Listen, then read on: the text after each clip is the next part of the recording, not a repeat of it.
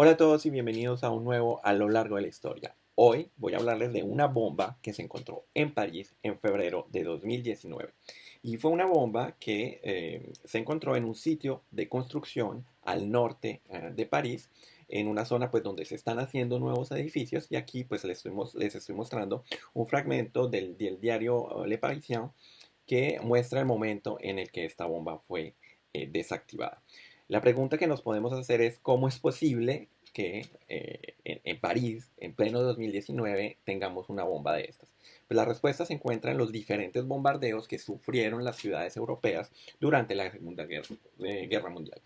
En el capítulo anterior, en el episodio 6, yo les había hablado que el Paso de Calais, que fue la zona, que es la zona más cercana entre Inglaterra y Europa, vio cómo se empezó a construir el muro del Atlántico. Los aliados lo que querían pues era destruir estas infraestructuras para poder permitir la invasión pues, de Europa y poder defender y atacar a los nazis que habían ocupado estos países del occidente de Europa. Ahí podemos ver, por ejemplo, pues cómo la estatua de Napoleón en Boulogne había recibido impactos de bala, como en la región del Cabo de la Nariz Gris, Cap de Gris, que es la parte más cercana entre el continente y Europa. Se alcanzan a ver pues los rastros de las bombas que dejaron y lo que hay que saber es que pues, estos ataques aéreos no se limitaron solamente a la parte de la costa occidental, pero se adentraron pues, en las tierras. Y pues obviamente París llegó a ser atacada. Hubo varios bombardeos en París y pues hoy lo que quisiera es detenerme en dos de ellos. El primero es un bombardeo el 3 de marzo de 1942 en una zona del suroeste de París, en una ciudad pues, aledaña que se llama Boulogne-Billancourt, que fue tocada porque ahí se encontraban las fábricas de el famoso constructor de autos Renault.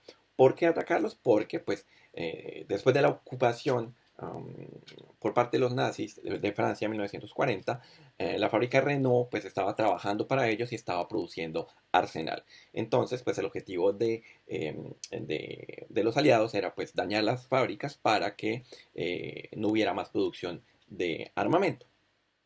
Cuando se atacaron estas fábricas, pues aquí vamos a ver la curva que hace el Sena por Boulogne-Billancourt, pues también se afectaron varias viviendas y los nazis le echaron la culpa a los judíos. Ellos decían que era bombardeo judíos y entonces pues los judíos que habían sido atacados eh, legalmente, porque los nazis obligaron o incitaron al gobierno de Vichy de la época a hacer una serie de leyes que quitaban muchos derechos a los judíos. Por ejemplo, los judíos no tenían derecho de tener ni siquiera una bicicleta y pues obviamente perdieron el derecho de la propiedad privada y como lo cuenta Michel Lafitte en su libro Un engrenage fatal, los alemanes le echaron la culpa a los judíos de este bombardeo y entonces como castigo lo que hicieron fue decir que ellos tenían la obligación de compensar a las personas que habían perdido sus viviendas y entonces muchos judíos pues, fueron expulsados de los edificios donde vivían y ahí reubicaron a las personas que habían sido afectadas por estos bombardeos. Pero no fue el único bombardeo que tuvo París. París tuvo, ya les dije, otros diferentes bombardeos y el segundo, del que me gustaría hablarles, fue el bombardeo de la noche del 20 al 21 de abril de 1944. Estamos a unos cuantos días de la invasión de Normandía, es decir, que los nazis ya están pues en las últimas y el objetivo que tenían los aliados con este bombardeo era destruir la estación de tren de La Chapelle. La Chapelle es una zona del norte de París, ubicada en esta parte, y es ahí precisamente donde vamos a hacer el vínculo con la bomba que fue desactivada hace 2 años. Pues bien, hubo este bombardeo en esta noche. Aquí vemos una imagen de los archivos de la empresa de metro de París que muestra pues cómo fue afectada esta zona. Hay que saber que hubo 2000 bombas que cayeron en esta zona. Aquí en la imagen de Google Maps vemos muy bien cómo aquí están las líneas férreas.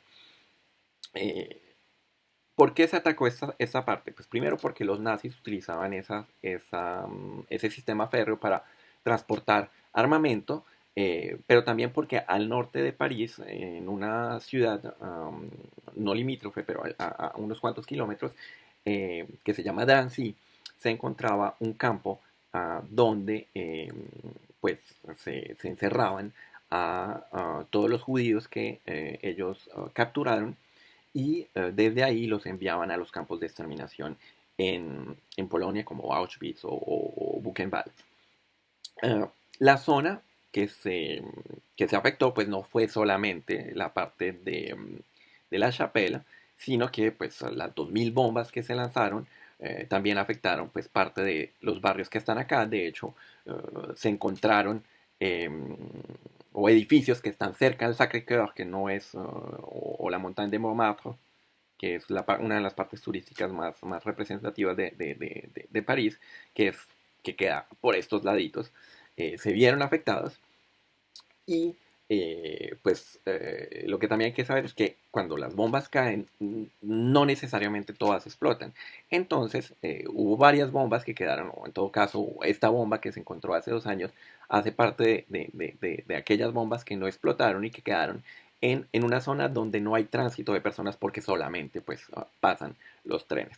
Pero como hoy en día en París se están haciendo nuevas construcciones, pues las empresas que están en estos sitios construyendo los nuevos edificios encontraron esa bomba y tuvieron que llamar a las autoridades para que la desactivaran.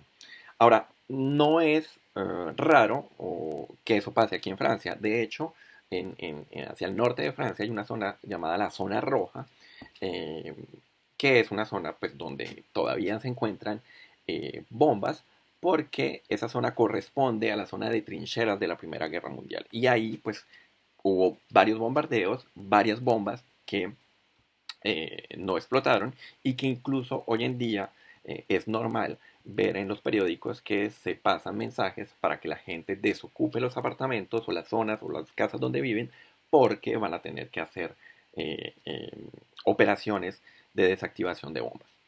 Entonces, pues vemos que incluso casi eh, 100 años después de la guerra, de la Primera Guerra Mundial, y casi 75 años después de la Segunda Guerra Mundial, hoy todavía estamos a veces afectados por bombas de este periodo.